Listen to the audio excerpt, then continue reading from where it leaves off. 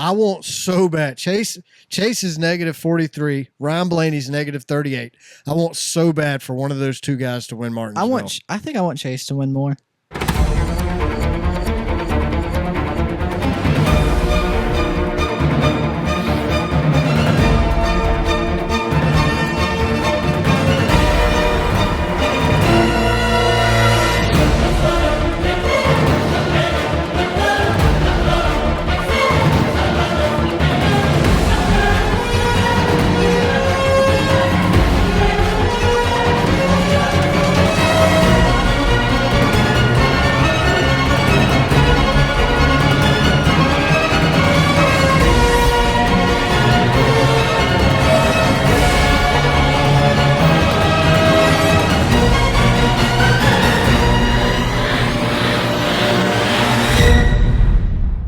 What's going on, everybody? My name is Brad, and with me, as always, is John, and this is Race Car Spelled Backwards, episode 113.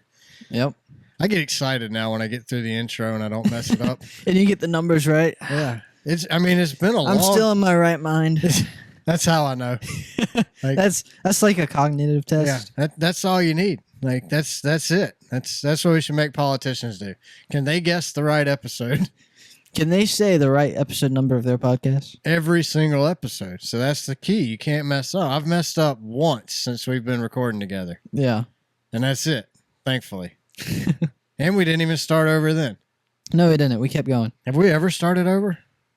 I don't think so. I don't either. I think we just roll. If we make a mistake, we just roll with it. Yeah, it's more authentic. We don't even attempt to fix it, which is, like you said, it's more authentic. So what's up, man? What's up? What's new with you? Not much. I get my wisdom teeth taken out Thursday. That's about it. Oh, that's fun. No, not at all. A little nervous, you know. Yeah. It's the anesthesia that makes me nervous. But they're knocking you out completely, right? Yeah. So you won't even know. Yeah, but it's being put under that makes me nervous. It's not even the surgery to get my teeth taken out. That doesn't make me nervous, or like the recovery. It's the anesthesia that I don't like. I wouldn't mind being put under for a cleaning. Like, I hate going to the dentist. I go. I do too. But I absolutely hate it. Look, I hate when they try to talk to you. Like, do they do that? Do they still do that at your age? They do. It's like, look, they'll ask you a legit question. They have their whole hand in your mouth. And you're like, oh. I'm like, dude, why are you talking to me right now? Like, talk to the other lady helping you. Like, what's the point of talking to me? So, at least I know in 20 years they're still doing that to me. You need a T-shirt that says, I can't talk back. Just like your shirt today. Yeah. Thank you, Denny. It's like, Denny. I can't understand. I can't respond with your hand in my mouth. I don't speak. Yeah. I don't speak. I don't speak while under operation. Get your hand out of my mouth. Then they'll like stop and look at you, and you got like cotton balls and wedges, and you're like, "Are you feeling okay?" Like, oh, I can't talk to you right now. You try talking with somebody's hand in your mouth. No, I hate it. Nope, that don't change. They're going to continue doing that the rest of your life. So. Oh, okay, good. Being put under, that's easy though. Really? Yeah. See, I've never done it. So I just got put under when I had an implant put in. Yeah. So they put me under for that, and it's like, I don't know. You go in, and then you're out. That does sound nice. It's like really easy. And then I remember walking in the room, and then I remember getting in the car. So, and it was literally like that to me. It felt like it went really fast. Wow. But I was awake when they did the tooth extraction where I got my implant. Yeah. And I hated that. Hey, your mom told me that first you didn't want to be knocked out. And I'm like, oh, he's going to hate that. But yeah, you want to be knocked out. Yeah. Because you don't want to feel it ripping out. Right. That's so weird feeling. So I was knocked out for my wisdom teeth. I think you'll be good. It's not as bad as you're expecting it to be. I think it's going to actually be smoother than what you think. The anesthesia part. Probably. It's just the first time though. So. Right. So, you know. I get it. A little nervous. Well, before we jump into any NASCAR talk, let's talk about this T-shirt you got on. Yep. Thank you, Denny. Man, I thought for a second there I was going to be wearing this on a Denny win. If Denny wins at Martinsville, you're going to have to wear the shirt again. Oh, absolutely. It's my new track shirt. Yeah. Wear it to all the NASCAR races. Yeah, I think the shirt looks great. I do too. So if you don't know, this is the official race car spelled backwards. Thank you, Denny t-shirt. There's also an official race car spelled backwards. Thank you, Denny sticker.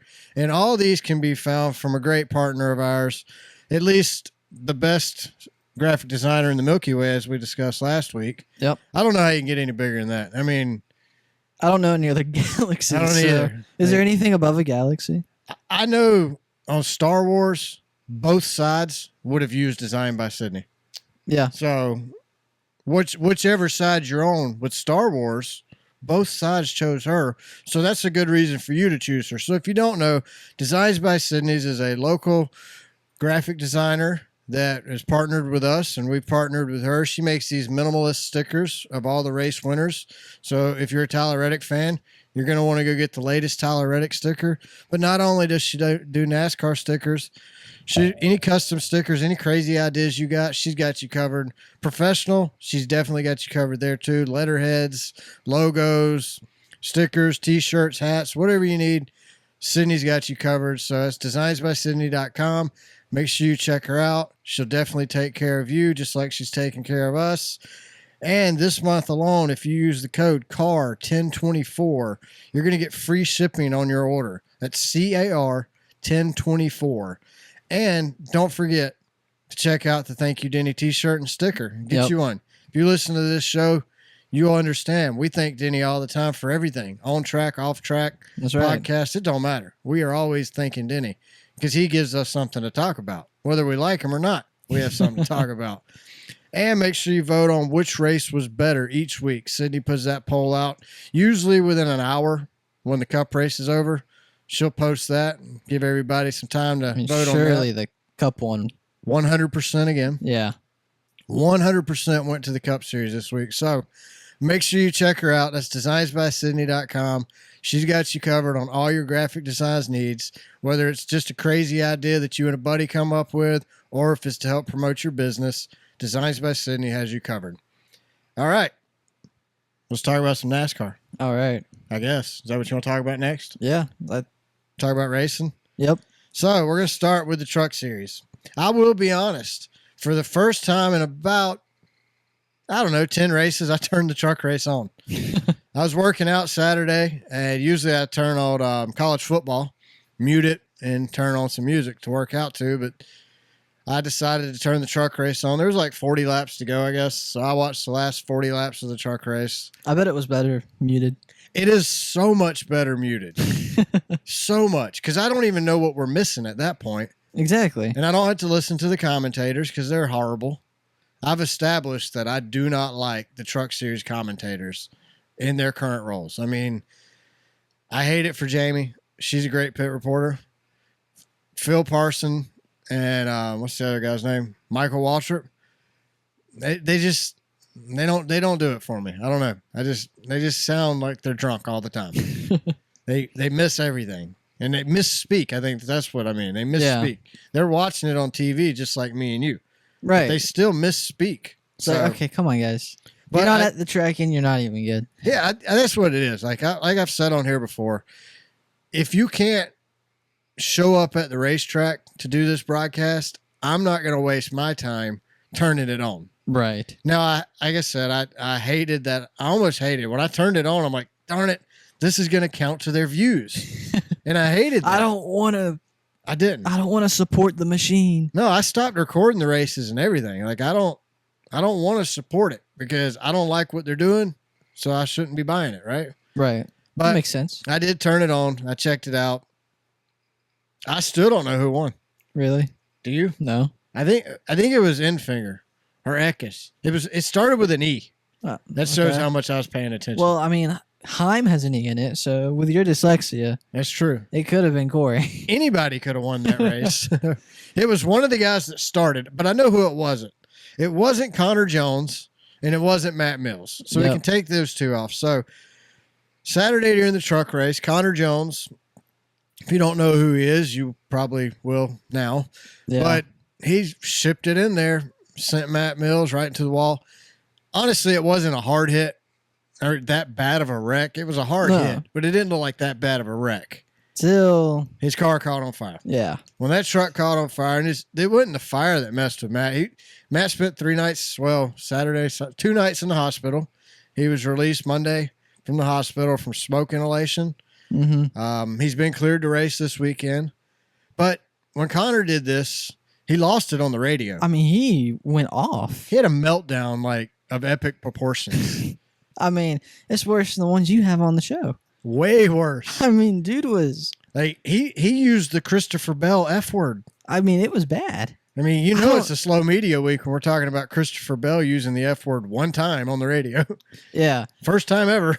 But and this guy lost it. I don't understand why. I mean, in his mind, Matt Mills did something wrong. Matt wronged him. And so bad that instead of focusing on the race, he just took him out.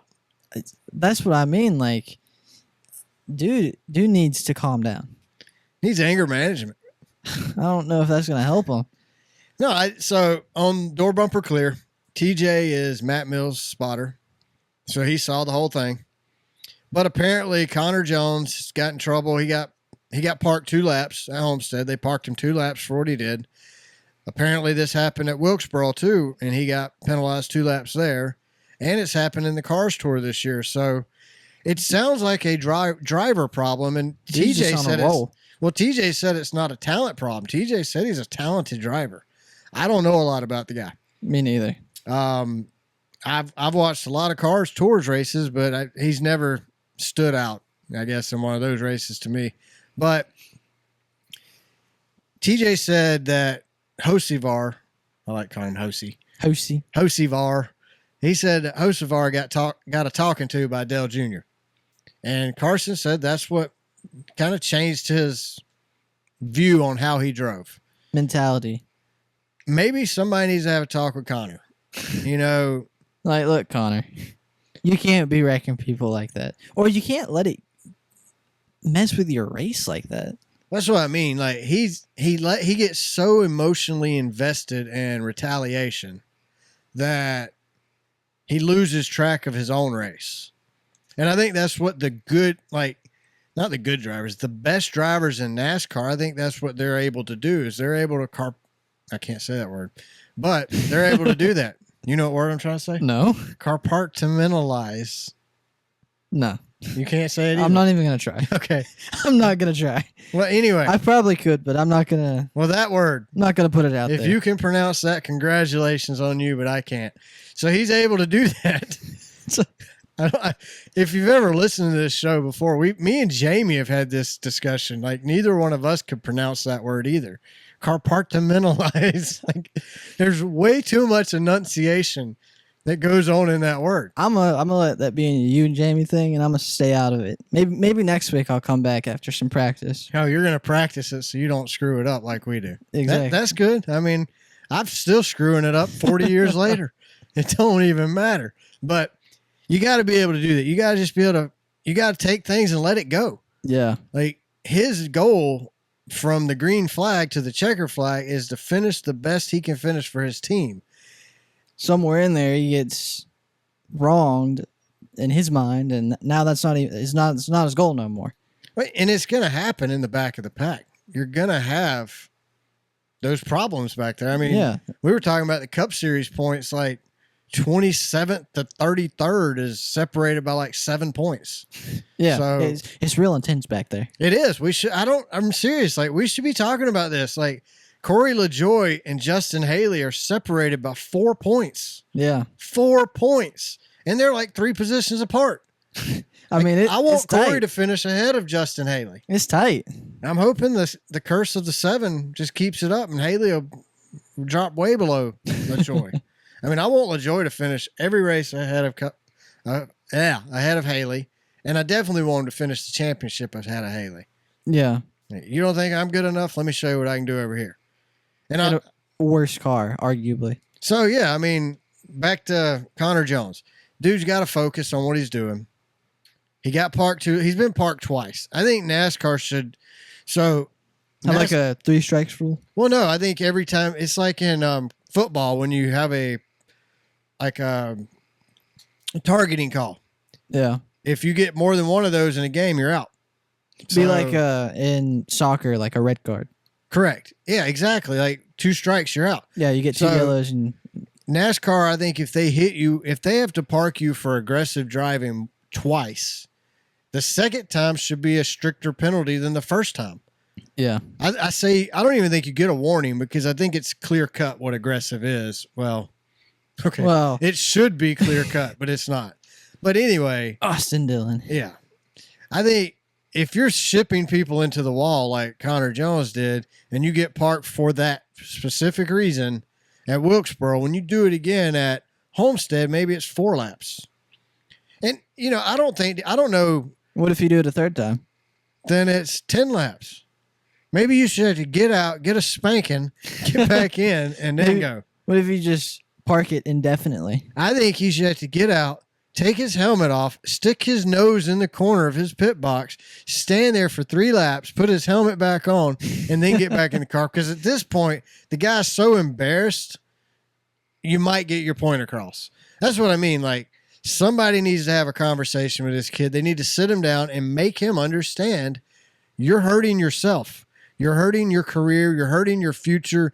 You're hurting any opportunity you have. Well, not that. I mean, you're putting guys in the hospital now.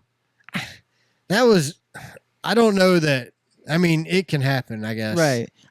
I know what you're going to say. You can't really blame them for that because wrecks happen all the time and you never know what's going to happen.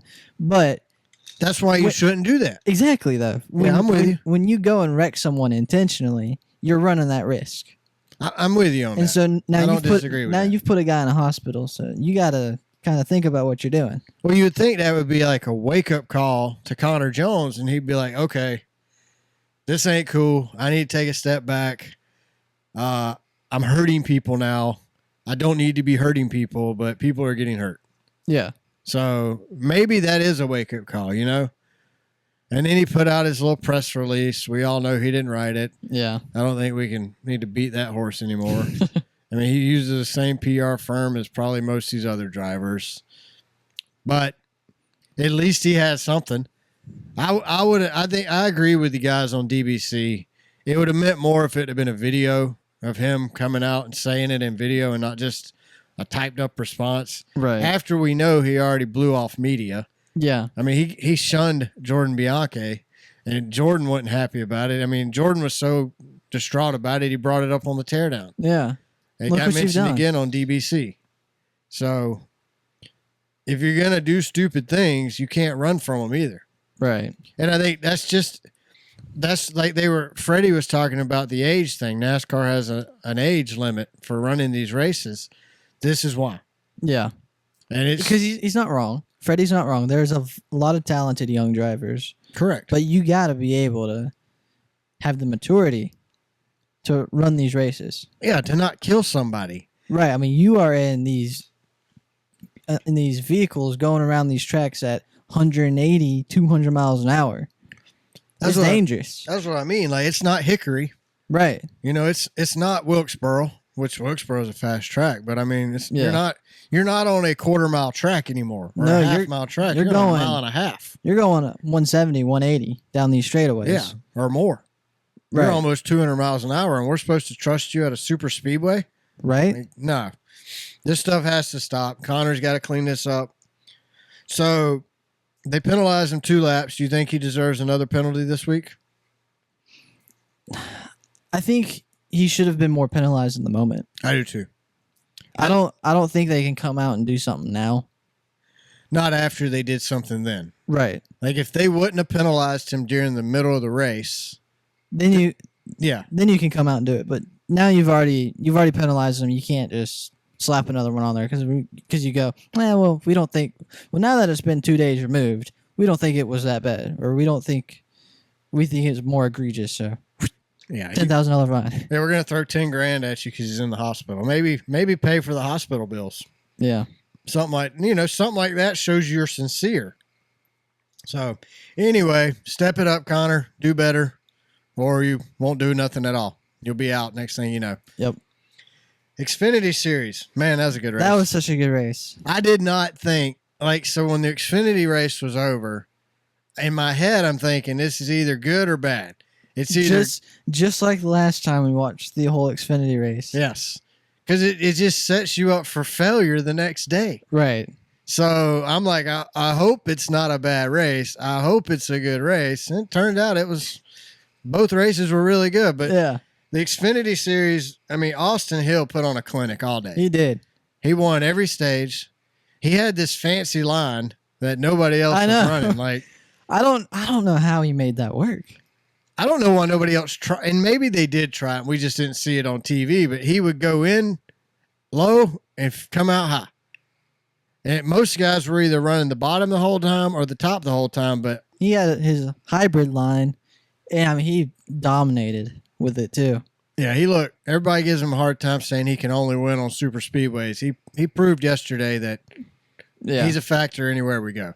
And it locked him into the round of 4. So he's locked in with AJ Allmendinger now. Yep. And it's somebody I didn't expect to be locked in.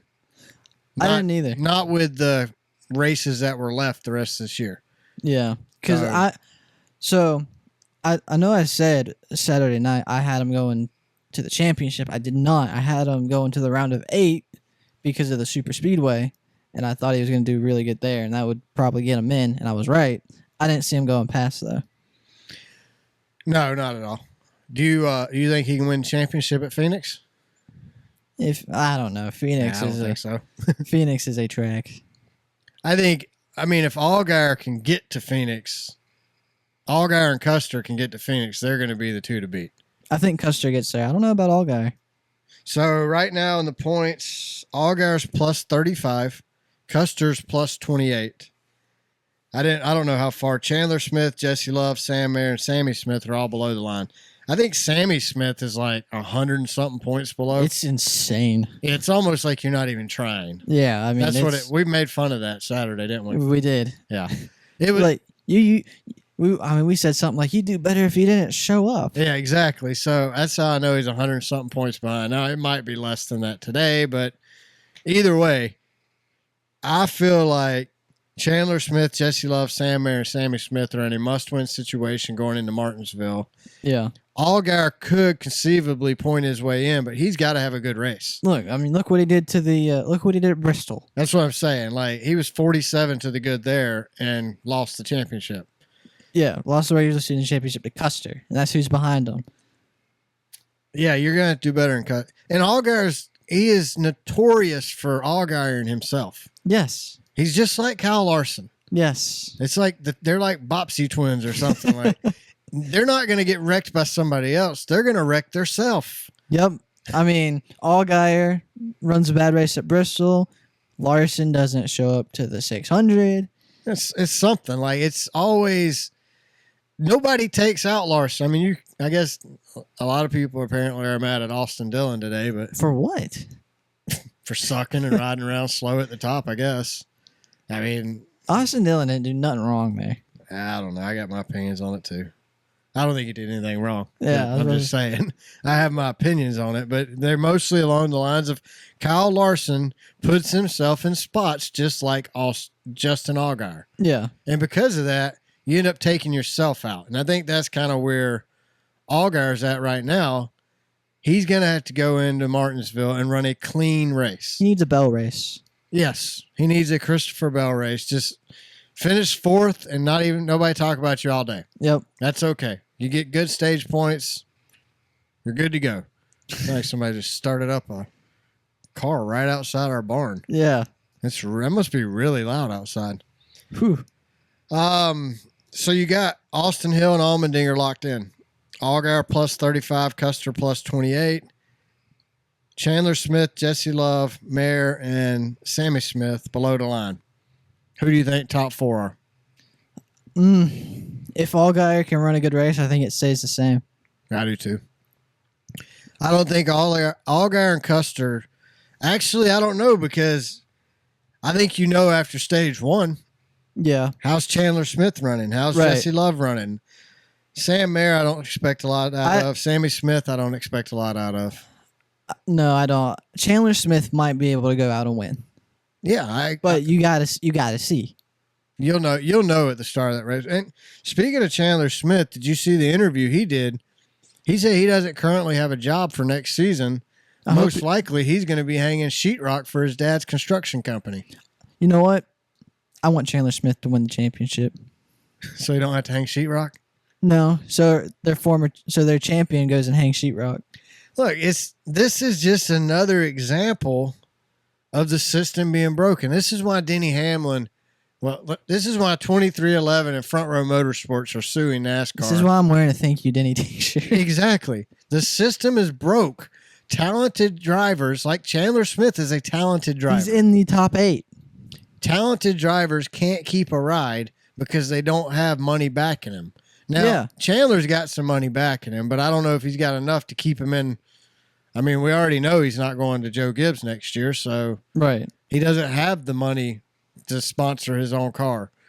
You know, he don't have Joey Logano money. Yeah, so I hate it for Chandler Smith. I hope he wins the championship now, just because of that. But it does prove the system is broken. I think all motorsport systems are broken. Like NASCAR sets a precedent. Now you've seen with sprint cars with the high limit series, Kyle Larson and Brad Sweet went in, and they doubled, if not tripled, the payout for winners there in those series. And that, honestly, there's drivers in those series that run high limit or run, late model stocks on dirt, Cars Tour maybe. I don't really know the Cars Tour stuff as far as financially, but there's guys who run these late model dirt stocks that are making more money than Corey LaJoy. Yeah, which is insane. Well, like we said you get college athletes making more money than NASCAR racers. So than all of them combined. The system's definitely broken. It's like the top paid college athletes are making more than all of our drivers combined. I mean, some of the top paid ones, yeah. I mean, Georgia's quarterback, he's making multiple millions a year. Yeah. He don't even have to go. He's set for life. He don't even have to go to the NFL.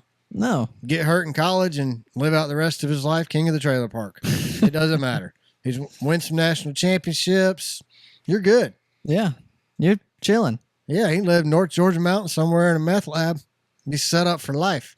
Somewhere at Dix Creek. Yeah. Heck yeah, he can get him a tent. Like a 3-bedroom tent. Yeah. He's good to go. Kill him. All right, so Las Vegas, the Jeff Gluck pole. Was it a good race? Nope, not Vegas. Not Vegas. Homestead. Vegas. Homestead. Was Homestead a good? I'm glad you caught that because it still says Vegas on my notes. You just roll with it, too. Every other week, I change it. It's like, I don't even change that. I know. It's like last week, it was still the race before. What was it? It's all the Roval. The Roval, yeah. Yeah, last week. I had it right last week. You did have it. Because it was Vegas. It was the week before. Was it Daytona or something? Yeah. I went like 4 weeks without changing it at all. I know. I just get it right. This week I didn't. See, I make mistakes. I'm not perfect. That cognitive test ain't looking too good. No, I guess I can't be president. All right, so almost said it again. Was Homestead a good race? Jeff Gluck poll. Yes, it was. I voted yes. I voted yes for you too. Oh yeah, I mean, I already knew what you thought about it, so I didn't even have to come ask you. Yeah. So 94% said yes. I was on it that night. When the race was over, I asked John, I said, what do you think? What's it going to be? I said 96%, which is the highest ever. Kansas got a 96%. Atlanta got a 95%. Mm-hmm. This was 94. John said 94, spot on. Yep. Like, this was Sunday within 20 minutes of the race being over. He picked 94%, and it's dead on 94%. Yep. I got a knack for this.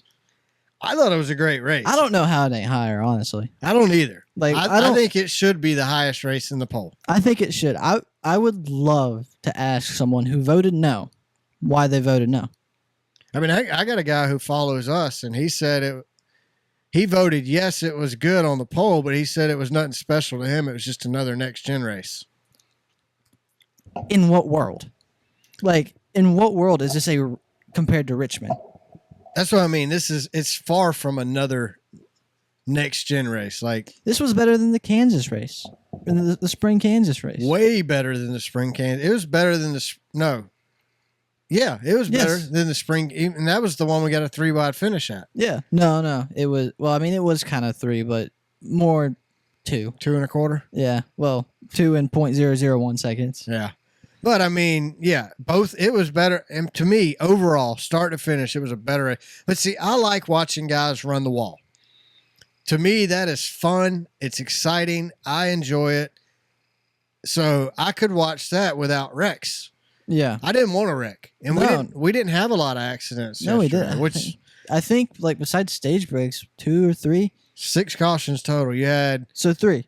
Justin Haley spun out twice. Mm-hmm. Then you had the Austin Dillon, Kyle Larson one. It wasn't there one on like lap And then one? Kyle Larson, when he blew a tire, got a caution, so he didn't go a lap down. Yeah. So yeah. Yeah. NASCAR, it's the HMS caution. Let's just call it what it is. Should that have been a caution? Probably not. I'm not mad though. He went to the back. He just didn't go a lap down. Yeah. Even if you put him 2 laps down, he's going to get them back. I know. We've seen him do it. He did it last week. No, I mean, I'm with you. I don't understand how you voted no. I mean, it was watching the guys. They could run high. They could run low. They could run half high, half low. They could run in the middle. You have fuel strategy. You had tire strategy. You had guys who were running faster, comers and goers. What more do you want out of a race? I mean, I honestly don't know. tires mattered. Yes. Obviously. Yes. Like, yes, they matter. 5-lap tires made a difference at the end. Now, Reddick didn't seem to care. I think Reddick just took a deep breath and hoped it made it. I mean, He was running on a wing and a prayer and a hope. That was it. That was hope oh my. and pray we make the turns 3 and 4. That was awesome. And I've been rooting for Reddick all week. I think I said it on the podcast last week that I wanted Reddick to win. Well, that's who we're talking about, Tyler Reddick. So yes. We're going to go through the top 8 drivers in the playoffs. Tyler Reddick is top currently, 7. Well, we'll talk about Joey. I'm not going to leave him out. He ain't got a lot to talk about, but I'm not going to leave the guy out. I don't like him, but we're not going to leave him out. So Tyler Reddick, I mean, that was awesome. He's locked in, but what? That was awesome. That last 7-lap run, like Denny took off. Yeah. First they start 4, they go out 4 wide. Denny pulls away, takes the lead. I'm like, okay, can he get far enough ahead to hold it? And then coming to the white flag, Denny loses the lead. Blaney takes the lead. Yep. Reddick's in like 3rd. But so like when Blaney and Denny get together, Reddick catches up. Reddick goes on the bottom, catches up, sets himself up for 2 and 3. He passes Denny on the back straightaway. Yeah. With still momentum on the 12 of Blaney, and then he just hangs it into 3 and 4. Oh, it's amazing. So, yeah, coming to the white flag, basically it was Blaney and Hamlin side by side. Going into turns 1 and 2, that's where Reddick shot the bottom. Yep. Was able to make it work. He passed Denny. And he passed Blaney going down the back straightaway. No. He caught Blaney going down the back straight. Now, at that point, Blaney ran good in the middle of the pack, or in the middle of 1 and 2. Was really fast, actually. So Blaney hit that same line, thinking, I guess he thought maybe Reddick was going to go low again, and he could just kind of hold him down. Well, okay. Right? I mean, why else would you leave the top open? Look, obviously, if Blaney could do it all over again, he'd take the top. But Reddick's on older tires, and you were really fast that last lap, or in that last turn. Yeah, there's no reason that Reddick should have passed Blaney. No. Like, logically. No, because if you think about it, he runs the middle. He has more speed going into the turn, going into the corner. Reddick's on older tires. Blaney I think Blaney is trying to get like a side-by-side or like quarter panel kind of situation coming off that turn. But, I mean, Reddick just held the gas down and didn't look back. Like I said, he hung him out. I mean, oh my gosh. Worst case scenario, you hit the wall and you're not locked in. Yeah, but I mean, that last move, it looks like Blaney just hit his brakes. I mean, Reddick just flew by him. I mean, Tyler Reddick won stage 1. He led a total of 97 laps. He ran his fastest lap of the race that last lap. Yeah. He was like 6/10 faster than Blaney on that last lap. And Blaney had the second fastest lap on that lap. I want so bad for Jim France to have to hand the championship trophy to Tyler Reddick in 2311. Yes. I want that so That's what bad. I've been wanting. Even before the lawsuit. Well, before the lawsuit, that didn't matter. I was pulling for Denny to win. Now I'm pulling for Reddick to win. I have Reddick as my championship pick, so. And I like Reddick. I actually really like Reddick. He comes from JRM. So I became a Tyler Reddick fan when he drove for Junior Motorsports. And then when he went to RCR, the way he left RCR, admirable. And then, RCR turned around, talked crap about him, which that's what Richard does. Richard likes to talk junk about people. Yeah, he's if old. Austin Dillon retired, he would talk crap. My grandson sucks. He was terrible. I can't We believe hate him. Can't believe I kept him in a car for so long. I can't believe Corey LaJoy's ahead of him in the points. No, things like that. No, I don't think Corey LaJoy's ahead of Austin Dillon, but who's ahead of Austin Dillon we were talking about earlier? Hosivar, yeah. No, but I like Tyler, and the way Tyler drove that last lap. That's why I like Tyler Reddick. That's what I mean. Like, Tyler is on the edge of out of control. That's where he's in the most control. I mean, come on. The last 3 races, the Roval, he was driving the wheels off his car. Oh, no doubt. Vegas, he literally drove the wheels off his car. 100%. And today, he was driving the wheels off his car. And it worked. It doesn't always work out, but Vegas, more times than not, I think it does. Yeah, I mean, like I told you Sunday, I like Reddick, and I like that he's in the championship, fighting for a championship, and I like the way he drives, and that he just always drives that aggressive. He would not be here if he was not always as aggressive as he is. No, that's what got him to the Cup Series. Right, and after last week, I was saying I don't want to see him have a calm it down. I want to see him coming with just as much aggression as he did in Vegas, and he did, and he won. It was awesome. Well, I'm glad he didn't listen and calm down. I didn't want him to calm down either. I love, like, Reddick's the kind of driver who, what was this?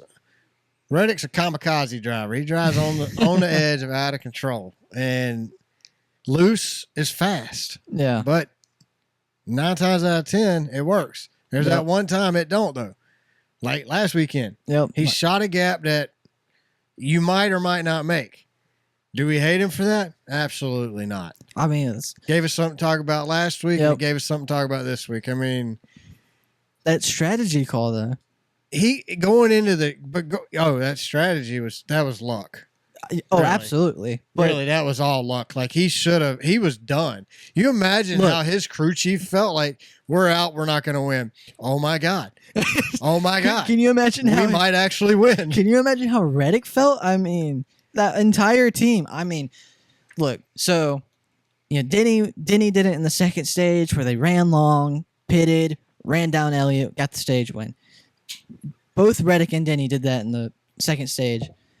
Going into the third stage, it looks like they're doing the same thing. Denny pitched, Reddick doesn't. And I'm like, wow, okay, they're going for a caution.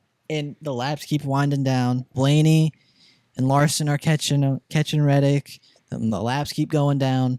And it's like, man, it didn't work. He goes, he pits, and then Blaney and Larson get together. Larson wrecks. Reddick cycles all the way back to the front with like 2-lap old tires. 5-lap. His tires are 5 laps older. 5-lap older tires. That's including caution laps. Okay. So like 2 laps under green. I think you're right. 2 laps under green, 3 laps under caution. So yeah, I mean, but still, 5-lap older tires. And cycles all the way back to the front. So when Reddick lost the lead on the restart with 7 or 6 to go, he loses the lead to Blaney or to Hamlin, right? Yeah. And then Blaney goes by. I thought it was over. I did too. I thought Reddick was finishing third. His day is done. There's no way he's going to, on older tires, come back and pass these fresh tires. But that's what made what he did on that last lap just incredible. He did that on older tires. Well, it's like, so I was talking to a buddy of ours, PJ, and he was telling me that, his whole family's looking. He goes, my wife, my kids, the dogs, everybody's looking at it like I'm crazy because I'm so excited. And I told PJ, I'm like, dude, me and John were literally like toddlers standing in our chairs, like bouncing up and down. There's no way this is happening. I couldn't sit down those last couple laps. No, that last restart, you could not. Oh man, it was phenomenal. Like, It's just what we watch NASCAR every single week, hoping to get what we got at Homestead. Yep. You only get it like once a year, but that one time a year, It's amazing. It's so worth it. It's like, it makes all the last few weeks of stress, depression, and just down and out so worth it. It does. Oh my gosh. I mean, it's when PJ was telling me that his whole family was looking at him like, yeah, thank God our family wasn't in the bedroom because they would have been looking at us like we were crazy. Yeah. So in my bedroom, we got 2 recliners sitting in there in front of the TV, like a sitting area. So that's where we watch the race from. Yeah. And literally, I look over at John and he's standing in the chair. I'm standing in the chair too. Like, I don't know why I didn't stand up. I didn't want to stand. I didn't want to sit. We had our recliners I'm back. just standing there bouncing in this chair because literally, we're like toddlers bouncing in the chair. We're so excited.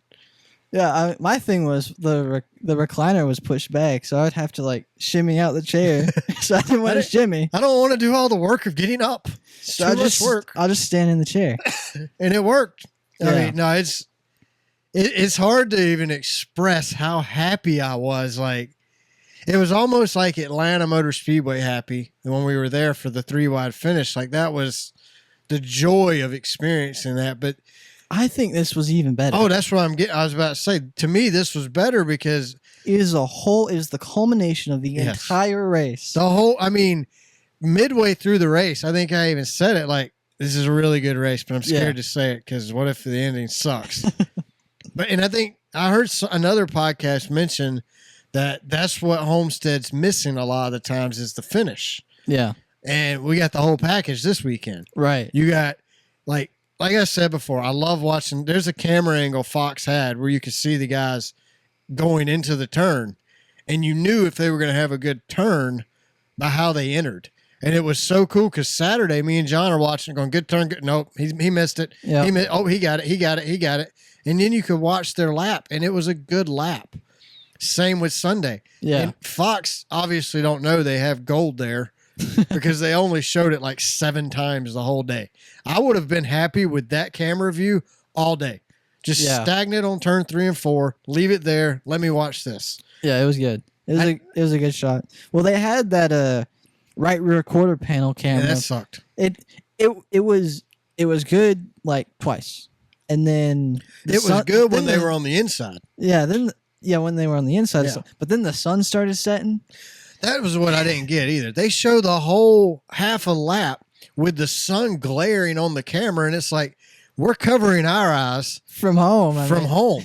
Like, do you really? I call them Fox, NBC. Oh yeah. I'm sorry, NBC. I referred to you as Fox. Apologize. I didn't mean to say that. How dare I? But no, I mean, do they not have somebody watching what they're producing at the same time? Surely they're not watching this going, yep, that's good. Oh, that's real good. I wouldn't have had a problem with it, but they did it twice. Yeah, right. It wasn't just once. Like, okay, one time you do it. Yeah, that's not a good shot. Let's not show that again. Next lap, let's show it again. Like, what? And then they didn't show it again after that. I mean, that was it. They turned it off. They stopped and moved on. But no, it's I just can't get over how good of a race it was. Like, it was phenomenal. Phenomenal race, phenomenal ending. I was excited the whole race. Never once did I get bored. I didn't have to walk away and miss 100 laps to enjoy the race. Well, I mean, you had the playoff 8 in the 7. top. Well, besides Joey, He don't count. no, He's already locked in right. But the top 7 were in the top 7 all day, and then Bowman as well. Yeah, and that was phenomenal. Like, phenomenal. Like, that's what I mean. Like, that's what it's all about. The 7 best drivers in the series showed. I remember Joey wasn't the 8th best. He was the 9th best. Yeah. Bowman was the 8th best. And Bowman was up there. He was been in the top 10 the last 2 weeks. So Bowman would still be in contention in the championship 8 if they didn't screw him over and give it to Joey. Yeah. Like we said last week, I don't think Joey should have been put in. I think it should have just been 7 drivers in. You get eliminated, you get eliminated. You don't get a free berth into the championship, which is, they gave Joey that for free. He got in, he went out and won Vegas. Now he could go out and win Phoenix, unfortunately. Yep. All right. That's Who's who we're next? talking about right now. Joey Joey Logano. Logano. He finished 28th. He ran a quite an uneventful race. You would never have known he was there if they didn't discuss him winning last weekend. Yep. That was about all I got on him. Joey's focused on Phoenix at this point. He's locked in. and why would he? I mean, I get he's probably in that car thinking about Phoenix. Yeah. I mean, he does not. Like I said last week, he could have showed up, run a lap, and parked it and gone home. He might as well have. Yeah, I mean, he pitted off sequence not to get caught up in anybody's crap and not to be caught up. He didn't want to cause any crap because we saw some issues on pit road. Yep. None from Denny Hamlin, at least, thank God. He actually had some good pit stops. We did see issues on pit road. We had Chris Buescher backwards one time. In Larson's pit box. Didn't we have, was yesterday the water cooler leakage? Was that Sunday? Oh. Remember the water? That was Larson. Yeah. Larson and who's his teammate? Who was behind him? I don't remember now. Was it Byron? Maybe. Or was it Elliott? I think it was Elliott. Because Elliott had to drive through it before and Larson had to drive through it after, right? No, or whoever was behind Larson had to come out of the pit box through it, and Larson had to enter. Yeah, I can't remember who the other guy was, but anyway, their water coolers, they drained them for some reason before the race was over, and all the water runs out on pit road. So then they're out there with speedy drive trying. I mean, it worked out. It didn't cause any problems. It was a fun little thing to talk about on TV for 3 minutes, but somebody probably got a talking to. You're like, hey, man. It was probably Connor Jones. He's probably the water boy for the teams on Sunday. Yeah. They're like, Connor, you screwed up again, son. You don't drain the water. Until after the race is over. No, TJ Majors said last week on Door Bumper Clear that Joey Logano would show up and have a quite an uneventful race. I expect the same from Joey Logano next week. I do think Tyler Reddick will show up and run a little better next week than Joey, but I don't think he's going to be dying for a win. Christopher Bell. Christopher Bell finished 4th. He led 3 laps. He had 6th place in stage 1, and stage 2 he finished 3rd. See, like, he had a really good day, but I never felt like he was going to win. I felt like he had a shot. That was where me and you differed. Yeah. We discussed this after the race was over, and you're like, I never thought he was there. Like, I think he was. I think he could have. I never felt like Bell had the shot to win. Bell and Byron were the only two in that top 7 that I didn't think were going to win. Byron, no. No. Bell, yes. And for me, Byron, I don't know. He never was anything yesterday. He was a top 5 to top 10 car. He wasn't a winning car. Bell was up front racing with Hamlin, Reddick, and Blaney at the end. But Reddick, Hamlin, and Blaney were faster.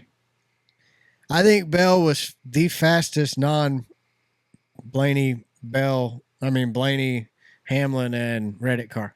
Well, you don't get to go to the championship for being the 4th fastest. Well, you might, because you got 3 in. If 3 get in on wins, only 1 in on points, and Bell had a phenomenal points day yesterday. Bell's going to get in on points if he don't win, and I don't think he's going to win Martinsville.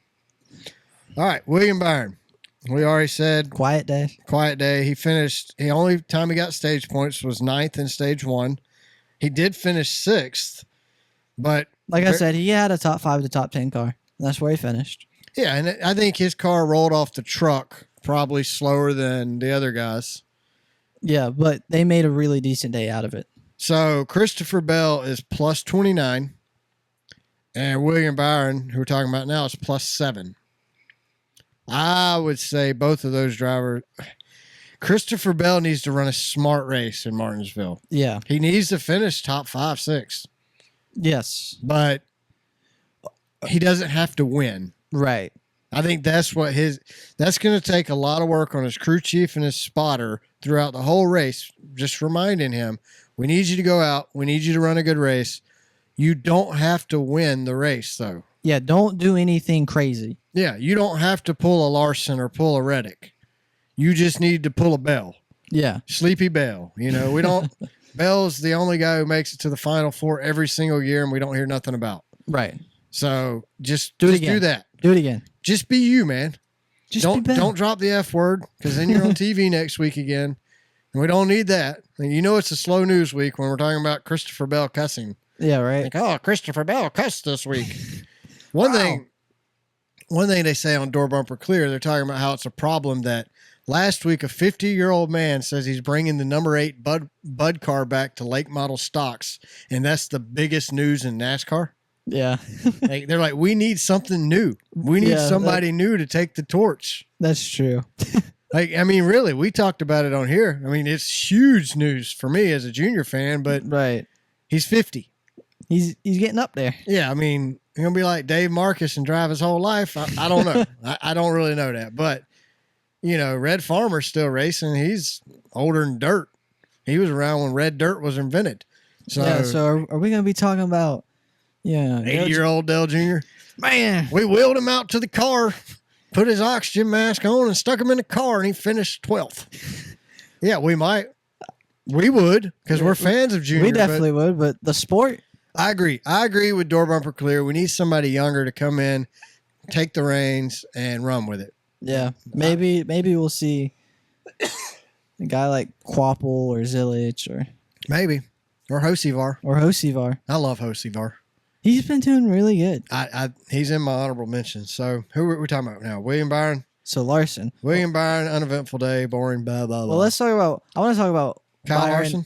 Byron and Larson next week. Do you think Larson can outpoint Byron? No. Well, I don't know.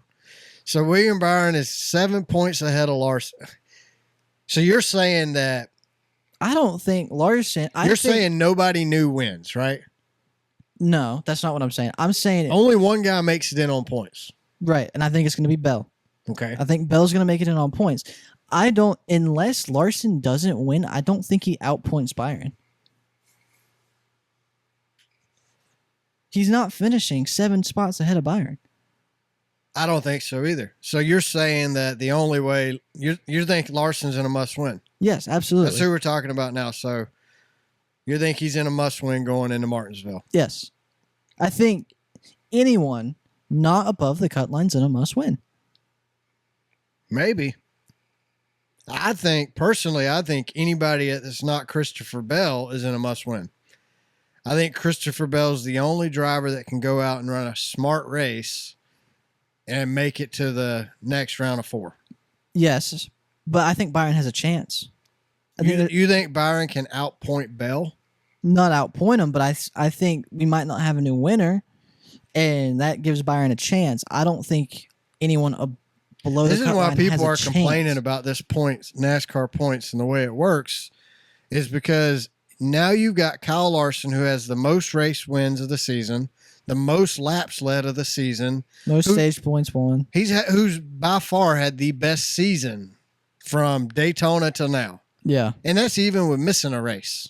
Yeah. And he might not make it into the round of 4. I mean, think about how Rick Hendrick feels. He went from having 4 guys locked into the round of 8 right, to possibly not having anybody make it into the round of 4. Yeah. I don't know. I feel like in Larson fashion, Larson's going to show up at Martinsville and just dominate. At Martinsville? Yeah.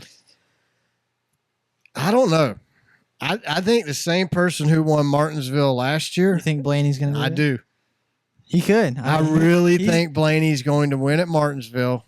He's got a chip on his shoulder right now. That's what I mean. Like, Blaney's finished second too many times this season. And knowing that if he would have blocked the high line, he would have won that race Sunday, I think that factors into it. So let's talk about Larson, though. Larson had a very eventful day. He finished 13th. He led 1 lap all day.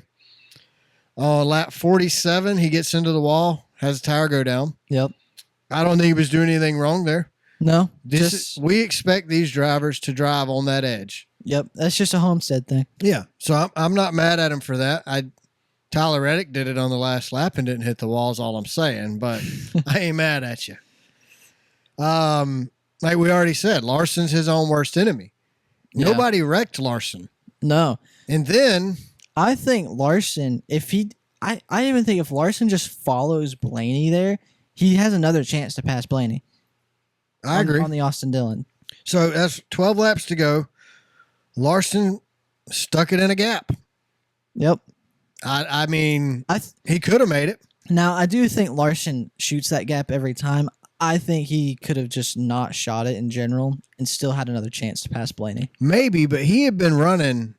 He had been trying to pass for a while now. Like, he had been trying to get past Blaney and Austin Dillon for a while. He knew he had to go. He was running out of time.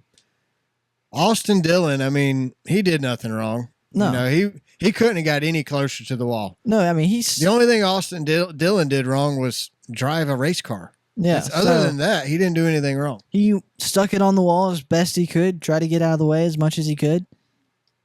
I think when you're going that much slower than the leaders, though, and you know the high lines, what everybody wants. I mean, honestly, Austin Dillon probably held up Blaney. Yeah. Allowed Larson to catch Blaney. But where else is he going to go? To the pits and get out and just call it quits for the day. Like, hey, guys, I'm just going to pull over and admit I suck. But when Blaney passes him right there or gets on his inside going into the turn, he's got to go up high. He could have just taken the bottom and let both of them go by and been a non-factor for the end of the race. That's what we ask all the time is these lap down cars. When you're 1 or 2 laps down, don't be a factor in the outcome of the race. You don't want to be discussed at the end. Yeah. I mean, Austin Dillon don't want us talking about him today. But I will say, I don't think he did anything wrong. No, I don't just think he wrong did place, wrong time. Yeah. I don't think Larson did anything wrong. Nope. Just didn't work out. I think he could have made that. And he's probably made it 10 times yesterday. I mean, that was a pretty good save by him, though. Yeah, I mean, he could have really destroyed. So 13 laps to go. He wrecks. He only lost like a spot from that, right? Like 3 or 4, but so they come into pit. That final pit stop, they showed on NBC. It showed Kyle Larson, Ryan Blaney, Christopher Bell, and Denny Hamlin stop. Larson was 2.5 seconds slower than those 3 guys, so that messed him up at the end of the race, and that's why he finished 13th. Between wrecking and a bad stop, and a bad restart, he finished 13th. I mean, I gotta give props to the guy that pushed up his diffuser flap, though. I mean. Yeah, that guy was impressive. That added to the long stop too. Right. But he like ducked and rolled. I know. I mean, he you finished putting the lug nut on the tire, or I think he was the tire changer. I don't remember what he was, but he like rolled. Yeah, whatever. He dropped what he was doing. He like dived, stuck his hand on there. The only thing flapped it up and like rolled. So that for me was like the pit crew moment of the year. But there's 2 moments of the year that stand out for me. The one we just talked about, Kyle Larson, his pit crew guy ducking and rolling. Yep. And Kyle Busch, when the pit crew guy on TV, you just see him out of nowhere, flies down on the hood of his car. That was awesome. That was amazing. It looked like he jumped off the pit box and landed on the hood. It was just the angle. WWE. Yeah, it was the angle of the TV. You don't see this guy. And all of a sudden, from the top left of your screen, you see this dude like spider monkeying it down onto the hood of Bush's car. It was phenomenal. Oh, yeah, that was great. So those 2 are, if I got to pick the pit crew moment of the year, which I guess we'll pick at the end of the season, those are the 2 for me right now. Yeah. I don't care if you have a 7.5 second stop to get Denny Hamlin out first at Phoenix to win the championship. It's going to be hard to beat those 2. Yeah. It's got to be one guy. And that guy for Larson fixed his diffuser. Yep. I loved it. That was great. Denny Hamlin, let's talk about him. His pit crew didn't screw him. No, he actually had a really good day. He had a Denny Hamlin-esque day. Yeah, I mean, he was great on the long runs, as he usually is. Gabe Hart made good decisions on pit road. Yep. Which he hasn't been doing. So, to start the race, he didn't have the best car, but at some point in stage 2, they made some adjustments, and his car came to life. Yeah, they started working on it. The more they worked on that car, the better it got. Yeah, absolutely. So it just was not a winning car. No, so Denny finished 3rd.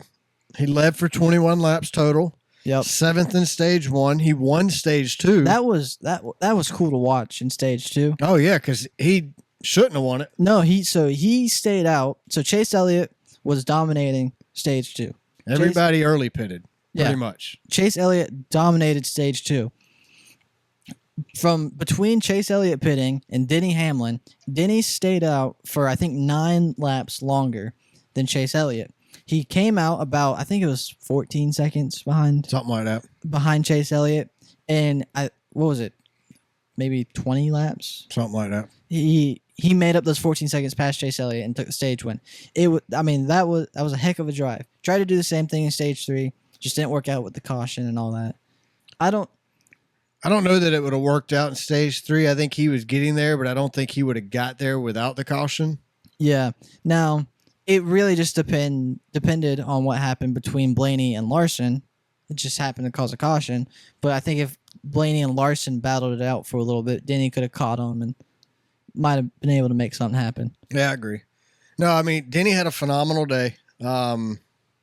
Watching him and Elliott race in stage 2, not to the finish line, but in stage 2. Yeah. They raced really hard. That's what I like about Denny. He's not afraid to race you hard. Yeah. It's clean, but it's on the edge of clean. I mean, just like Blaney, but just like Chase. I mean, Chase Elliott and Ryan Blaney, they had run-ins throughout the day when they would race each other. Yeah. Chase Elliott and Denny Hamlin, they had run-ins when they'd race each other. So I think the guys who are at the top right now, when the cream rises to the top, these guys run you on the edge of too hard. They're running their cars on the edge of out of control, and they're racing you on the edge of wrecking you and wrecking themselves. So I mean, it is impressive. Denny Hamlin had a great day. Yeah. Unfortunate he couldn't bring it home, but now it almost worked out. It restored my faith in Gabe Hart. It did. It did. Yeah. After last week, we needed that. Yeah, definitely. But so going to Martinsville. So he's -18. I mean, he's got to win. What was he last year? I mean, he seemed down and out last year too. I mean, and he almost made it. If Larson or Byron have a bad day, Denny could get in on points. If Christopher Bell goes out and wins Martinsville.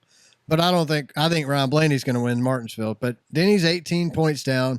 The only way Denny makes it to the Final Four is if he wins a race. I'm saying that right now. I mean, you're probably right. I know I'm right.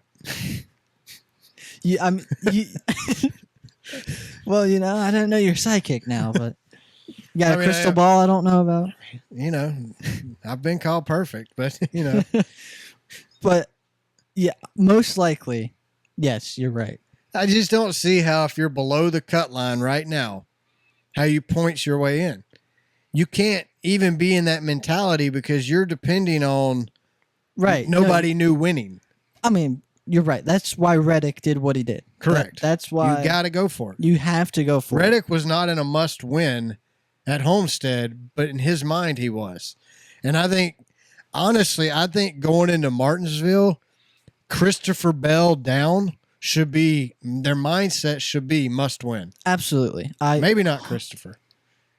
I don't want him to blow it trying to win. You know what I mean? Yeah, no. I don't think Bell needs to win. He just needs to have a very good, clean day like he's been having. But if you are if you are Christopher Bell, or if you're below Christopher Bell, you are a must win. I think Larson is going to do. I mean, Roval, Larson dominated. Bristol, Larson dominated. I can totally see him doing it again. Yes, unfortunately. I could see Larson dominate. And I say that unfortunately. I want Larson to be in the Final Four, but I've told you what I want. Yeah. I want somebody like double-digit negative to win. Right. Because Joey shouldn't be in here. No. Reddick was on the verge of not being in the top 4. But he did. Elliott and Blaney definitely shouldn't be. Correct. So the fan in me wants Denny Hamlin to win. Yeah. The Georgia boy in me wants Chase Elliott to win. The logical person in me thinks Ryan Blaney's going to win.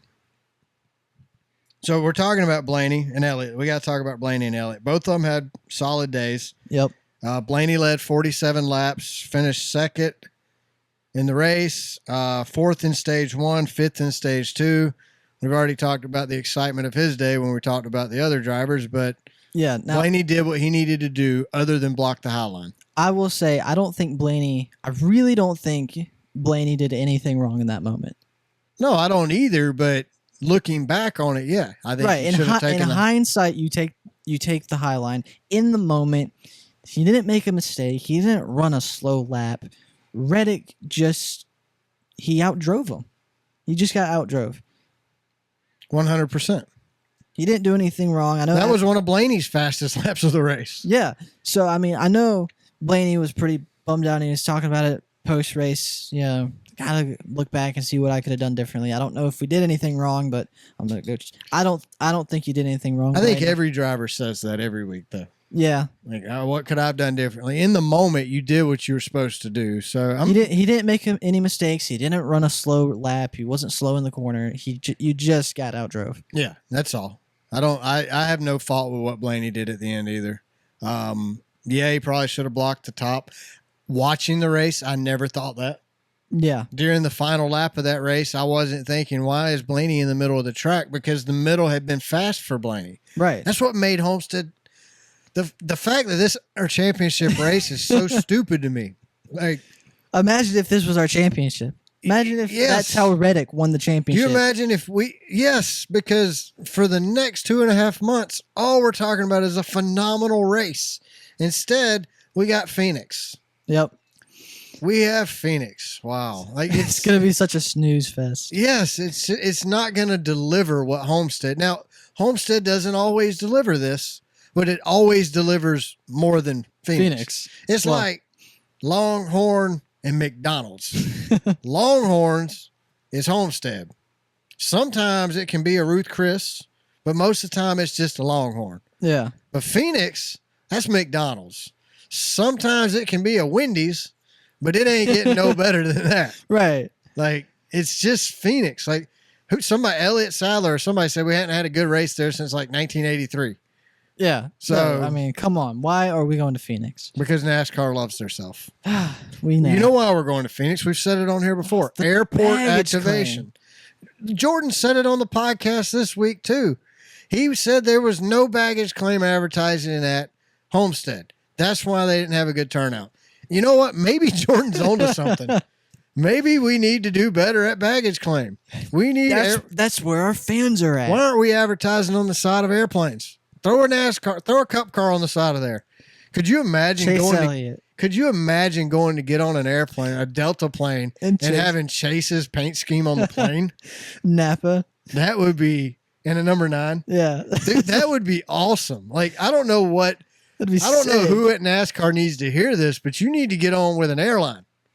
Like, maybe Brandon takes pictures of airplanes. Maybe he knows a guy. Yeah, just tell them they can have the NASCAR paint schemes on the airplanes. That would help activation. Yeah. That would help get people to these races. You flew here on Chase Elliott's plane. I mean, you could say that then. I mean, Chase flies his own plane, but you know. Yeah. Speaking of Chase. Yeah. Chase, man, it was so good to see Chase show up. It was. It's been a while. We go like 10, 15, 20, 30, 40 races in between good races with Chase. So it's like Dale Jr., you know? Yeah. He would suck for a couple races, run great for a couple races. And Chase Elliott, he hasn't been a factor, unfortunately. Most popular driver, when he's a factor, it's a win for the whole series. Yeah. It was nice. It was fun to see him lead some laps. Yeah, it was good. And he was fast, too. And he finished, where did he finish? 5th? Yeah, I mean, like I said, anyone in that top 7 besides Byron, I think had a shot to win. He got 3rd in stage 1, 2nd in stage 2. Yeah, Chase Elliott he needs to bring that mojo, that momentum, that whatever to Martinsville. Yeah. Because I want so bad. Chase is negative 43. Ryan Blaney's negative 38. I want so bad for one of those two guys to win Martinsville. I think I want Chase to win more. Yeah, me too. Because I do want an HMS driver in the championship. Well, I mean, but I think Blaney's going to beat him. Yeah. Blaney's got a cooler beard. That's how you judge it by? Yeah. I like Blaney's beard better than Chase's. So Blaney's got better hair. I mean, Blaney he's got way better hair than me. It's not hard, but you got better hair than me. Luckily, it comes from your mama's side of the family. You might get to keep that hair. Yeah, hopefully. My mom's side of the family, they're all bald, so I knew I was doomed. Enjoy it while I had it. No, Chase Elliott, great day. It's fun watching him run good. Like we said, anytime the most popular driver runs good, it's good for the whole series. So, Yep. The only thing we got to talk about is Justin Haley and the number 7 spinning out twice. The second time he spun out, I legit thought they were showing a replay. I did too.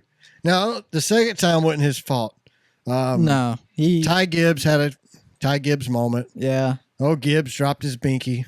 Just drove it on in there. Then he Connor Jones'd it. A couple laps later, he's down in pit road. Who? Gibbs was. Yeah, I mean, it was just he's self-destructing. Yeah. I think he's got a temper. When he learns to control his attitude, Gibbs is going to be a phenomenal driver. Yeah. But I think Gibbs as a race team has been off this season too. Oh yeah. So I don't know what he calls Grandpa. Probably Mr. Gibbs, but whatever he calls his grandpa, he needs to tell him. Probably is Mr. Gibbs. Like Mr. Gibbs, Papa. Mr. Pop Pop. Mr. Papa Gibbs. I need you to please give us a better car. But he's got to control his attitude. So I loved watching Justin Haley spin in the number 7. I really think it is the curse of the 7. I have Corey LaJoy hasn't. I mean, look at Justin Allgaier. I don't know. Justin Allgaier wins some though. That's true. I don't think the curse doesn't go over series. Justin Allgaier's got that Kyle Larson curse where he just maybe now that he got a 2-year contract extension, he could just go out and run. Yeah, I think after 2, I think he's going to retire. Would be my guess. Probably. And I hate that because I love Justin Allgaier. He is my favorite Xfinity driver. He wasn't. Elliott Sadler was my favorite Xfinity driver. When he retired, I migrated to the number 7 of Allgaier. You have to find someone new. Alex Bowman finished 7th. Shout out.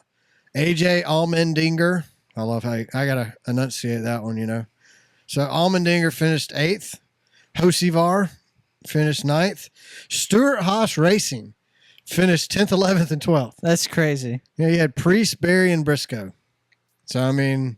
Oh, Chase. This is Chase it. Briscoe. Two more races, and Stuart Haas is no longer a thing. Tony Stewart will officially be out of NASCAR. Yep. That's sad. That is sad. I mean, Tony Stewart brought us some of the best years in NASCAR, so it's sad to see him officially gone. But thanks, NASCAR. He's got a baby boy on the way, so maybe a little smoke will be out there racing cup cars one day. I doubt it, but maybe. Tony's going to be like, look, you don't want to do it. Unless 2311 and front row win, he's going to be like, you don't want to do it. Run the NHRA. They pay better. Yeah. You can make way more money driving dragsters than you can in cup. Or stay in the sprint car. You can make a killing there, too. Yeah. Martinsville next weekend. Who you got? I don't know, man. I'm taking Blaney. You're taking Blaney? I'm going to take Blaney. I don't like picking Larson because I don't like picking Larson. Pick Chase. No, I think I'm going to say Larson. I think. You think Larson dominates like he has the last race of the last 2 rounds? Yeah. It's very much conceivable. I mean, his first race of every round sucked. Yep. His second race of every round was decent.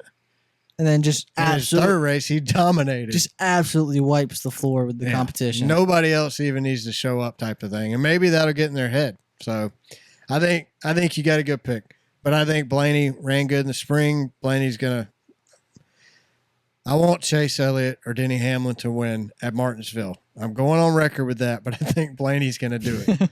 So I would love to see Denny win. So who you got? Give me your championship 4, knowing Reddick's locked in, Logano's locked in. Bell's plus 28, Byron's plus 7, Larson's minus 7, Hamlin's 18 minus, Blaney's 38, and Elliott's minus 43. Logano, Reddick, Bell, Larson. Okay. I think that's what it's going to be. I think we go Reddick, Logano, Blaney, Bell. Yeah. I mean, I would like to see Chase Elliott in there, but I do think that wow, if Blaney, there would be no Chevys in the top 4 if Blaney won and Bell went in. Wow. 2 4s, 2. Ooh, Chevy'd be 2 mad. And we know NASCAR bends the knee to Chevy. So yeah. So that's why I think Larson's going to win. Well, next week is Martinsville. It's a 2 p.m. race. Don't know what channel it's on, but it will be on TV. Yeah. If you don't like the commentary, Lee Diffie, you can listen to it on the radio. But I like Lee Diffie, so I like saying his name, Diffie. I like Joe Diffie, and I like Lee Diffie. Man, I want Reddick to win the championship so bad. He could. He very well could. I really want to see that. So. I'm becoming a Reddick fan. I see that. Thanks, Denny. Yep. You got Reddick. Yep. You say thanks, Denny, or you wouldn't have Reddick. Exactly. So, thank you, Denny. It all comes full circle. Yep. And if you don't have a T-shirt, Designs by Sydney, she'll hook you up on your Thank You Denny or Thanks Denny T-shirt. You're gonna want one. Yeah. If you want to be as cool as this guy, you're gonna want one of Thanks Denny. If you're a Reddick fan, you need a Thank You Denny T-shirt. Exactly. All right. What else we got? Anything else? I think that's it. That's all we got. All right, so thanks to everybody who listens, watches the show each week, shares us on social media. We greatly appreciate it. Make sure to follow us on Twitter. We're at Car Backwards. Subscribe to our YouTube channel and check out all our other videos. Check us out on Spotify. Make sure to follow us and rate us there as well. Subscribe to the show on Apple Podcasts and leave us a review like Brandon did. When you leave a review, it helps other people find our show on Apple Podcasts. Also, make sure you subscribe to us on YouTube Music. We're now available there. And if you feel the need, you're more than welcome to send us an email. We're racecarbackwardspod@gmail.com. And don't forget to check out Designs by Sydney's. She's got you covered on all your graphic design needs. Other than that, y'all have a great week, and we will talk to you after Martinsville. Bye, everybody.